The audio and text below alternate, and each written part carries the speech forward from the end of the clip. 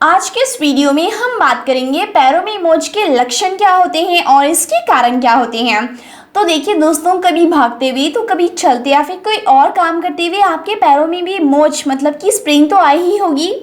और उसके बाद ना दोस्तों, कुछ समय के लिए आपको पैर को सीधा ना कर पाना और आपको पैर में दर्द जैसी तकलीफ को सहना पड़ा होगा। उफ, ये समय काफ़ी कठिन समय होता है।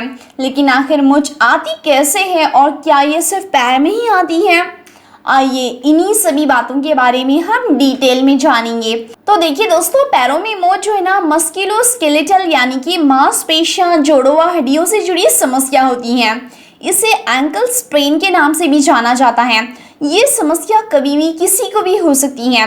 कई बार दोस्तों ये कम दुखदाई होता है, तो कई बार ना दोस्तों ये काफ़ी ज़्यादा कष्टदायी भी हो सकता है, मतलब कि पेनफुल हो सकता है।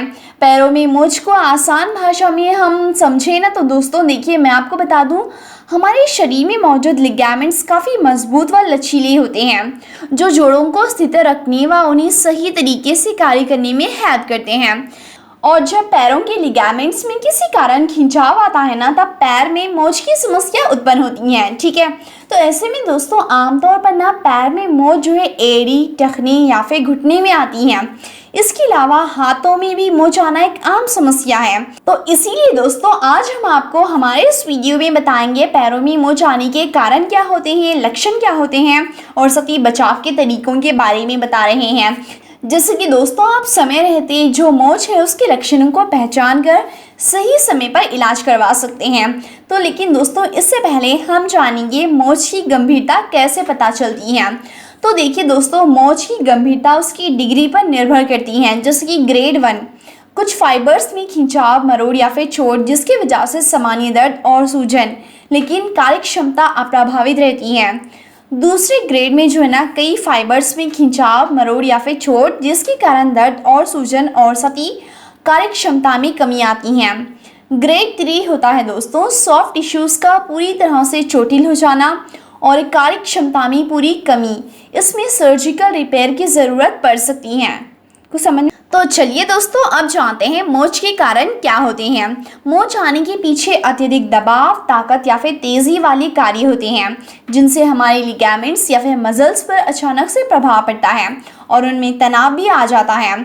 जैसे कि दोस्तों देखिए, जो मोच होती हैं वो ज़्यादातर जॉगिंग या फिर रनिंग जैसी एक्सरसाइज करने से, भारी सामान उठाने से, गिरने या फिर फिसल जाने की वजह से, तो कई बार असामान्य पोजीशन में बैठे रहना या खड़े होने की वजह से भी पैर अचानक से मुड़ जाता है। मुड़ने से क्या होता है कि दोस्तों जो आपका एंकल होता है ना, उसमें स्प्रेन आ जाती है, मतलब कि मोच आ जाती है। इसके अलावा दोस्तों ऊंची जगह से कूदने की वजह से भी ना आपके पैर में मोच आ सकती हैं। दरअसल ऐसा इसीलिए क्योंकि दोस्तों जब आप ऊंचाई से कूदते हैं तो इससे डर हो सकता है कि दोस्तों जो आपका पैर है ना वो फिसलने की वजह से मुड़ जाए। और मुड़ने से होता ये है कि दोस्तों आपके एंकल में मोच आ जाती है, जबकि घुटनों में अक्सर मोच घुटने में चोट लगने से आती है। तो कई बार अचानक घुटनों के जोड़ों पर दबाव पड़ने से या फिर गिरने की वजह से भी ना कई बार घुटनों में मोच आ जाती हैं और तेज़ चलते समय कई बार ना पैर मुड़ सकता है, राइट। तो इसकी वजह से भी आपको एंकल स्प्रेन या फिर पैर में मोच हो सकती है। इसके अलावा खेलकूद के दौरान भी पैर मुड़ जाता है। इसके अलावा दोस्तों जब आप तेज़ दौड़ते हैं तो इसकी वजह से भी होता यह है कि उस समय पर ना आपका पैर अचानक से मुड़कर उसमें मोच आ जाती है। कई दफ़ा हाई हील्स वाले जूते या फिर सैंडल्स पहनने की वजह से भी पैर अचानक से मुड़ सकता है और इससे स्प्रेन हो जाता है। और हाँ दोस्तों देखिए, जब आप टूटी फूटी सड़क पर ध्यान से नहीं चलते हैं तो इसके कारण भी आपके घुटने या फिर पैरों में ना मोच आ सकती हैं। तो अब आपने जाना है कि मोच आने के क्या क्या कारण होते हैं। तो चलिए अब जान लेते हैं पैरों में मोच के लक्षण क्या होते हैं। तो देखिए दोस्तों, इसके लक्षणों में सबसे पहला शामिल है सूजन का होना। जी हाँ, तो चोट लगने के कुछ समय बाद ना अगर आपको टखनों में मोच आई हो तो आपको टखनों में सूजन आ जाएगी, और अगर आपको घुटने में मोच आई हो तो घुटने में भी सूजन आ सकती हैं। ठीक है, इसके अलावा इसका जो दूसरा लक्षण है वो है दर्द का होना। जी हाँ दोस्तों देखिए, पैरों में मोच आने पर ना अक्सर मोच की जगह पर बेहद ही असहनीय दर्द होता है और ये पेन इतना ज़्यादा ख़तरनाक होता है कि दोस्तों आप इसे बेर ही नहीं कर पाएंगे। चलते व पैर को हिलाते समय टखने के जोड़ में आपको दर्द महसूस हो सकता है, या फिर अगर आपको घुटने में मोच आई हो तो घुटने को हिलाने ढुलाने में जो है आपको बहुत तकलीफ़ होती है, बहुत पेन महसूस होता है और आप जो है इस पेन को बर्दाश्त नहीं कर पाएंगे। ख़ास करके दोस्तों घुटने का बल जब पैर पर पड़ता है ना, तब दर्द बहुत ज़्यादा होता है और आपको बहुत तकलीफ़ होती है। इसके अलावा जो इसका तीसरा लक्षण है वो है मांसपेशियों में ऐंठन का होना। हाँ बिल्कुल, देखिए पैरों में मोच आने पर ना मांसपेशियों में ऐंठन की शिकायत हो जाती है। पैर जो है अकड़े अकड़े से महसूस होते हैं। ऐंठन की वजह से दर्द भी काफ़ी होता है।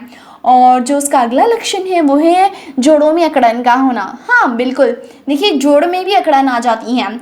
अगर आपको टखने के पास मोच आई हो तो ऐसे में टखने के पास जोड़ों में ना अकड़न की परेशानी हो जाती है। इस तरीके से दोस्तों आपके जॉइंट्स में अकड़न आती है कि आपको ना अपने पैरों को हिलाने ढुलाने में बहुत परेशानी होती है।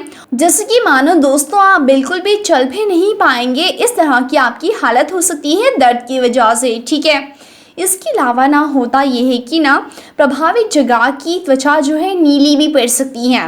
हाँ जाहिर सी बात है दोस्तों, अगर आपको जो है चोट लगी हो, मोच आ गई हो ना, तो वो जगह जो है नीली पड़ जाती हैं। और वहाँ पर जहाँ कहीं भी आपको मोच आई हो, त्वचा नीली पड़ गई हो, जब आप वहाँ पर हाथ लगाते हैं तो वो त्वचा बहुत ही ज़्यादा सेंसिटिव होने की वजह से आपको बहुत पेन होता है। चोट लगने के दौरान ना जोड़ों में से चटकने की भी आवाज़ आना शुरू हो सकती है। इसके अलावा दोस्तों अकड़न की वजह से ना आपको बहुत ज़्यादा बेचैनी भी हो सकती है। और ना दोस्तों टखने में मोच लगने पर जो व्यक्ति है ना, जब अपने टखने को हिलाता है या फिर उसे जो है घुटने में मोच आई हो तो घुटने को हिलाता है या फिर उसे स्पर्श करता है ना, तो उससे भयानक दर्द का सामना करना पड़ सकता है। हाँ बिल्कुल दोस्तों, क्योंकि देखिए मोच की वजह से वहाँ की मांसपेशियां जो डैमेज हो जाती है ना, तो उसकी वजह से उसे बहुत ज़्यादा पेन होता है। तो जाहिर सी बात है जब हिलाते हैं टखने को या फिर घुटने को तो उसमें से बहुत ज़्यादा दर्द का सामना आपको करना पड़ सकता है। साथ ही टखने में मोच के कारण व्यक्ति के टखनों की त्वचा में जलन महसूस हो सकती है, या फिर घुटने में मोच हो तो घुटने में भी आपको जलन महसूस होती ही है। ऐसे में दोस्तों ध्यान रखें कि मोच की वजह से ना अलग अलग व्यक्तियों में दिखने वाले लक्षणों में बहुत अंतर हो सकता है।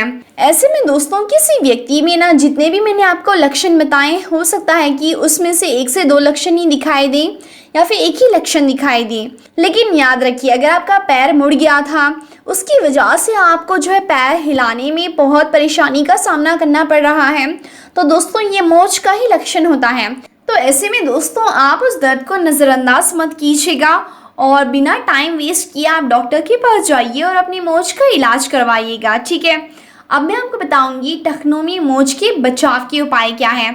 तो देखिए दोस्तों, गलत गतिविधियों को दिनचर्या में जोड़ने से आप बचिएगा। साथ ही टूटी फूटी सड़कों पर ध्यान से चलिए। गीले फर्श पर ना व्यायाम करने से बचें, और अगर आप गीले फर्श पर चल रहे हैं तो धीरे धीरे से अपने पैर को दबा कर चलें, क्योंकि दोस्तों गीले फर्श के वजह से ना होता ये है कि आपका पैर जो है अचानक से मुड़कर उसमें मोच आ सकती हैं। इसीलिए ख़ास करके गीले फर्श पर या फिर बाथरूम में जब आप जाते हैं तो अपने पैर को दबा कर चलिएगा। तो दोस्तों ये थे मोच आने के कारण, लक्षण और साथ ही बचाव के कुछ तरीके। आप इन बातों को ध्यान में रखेंगे और दोस्तों सही समय पर इसके लक्षणों को पहचान कर डॉक्टर से इलाज करवाएंगे तो आपका इलाज आसान हो जाएगा।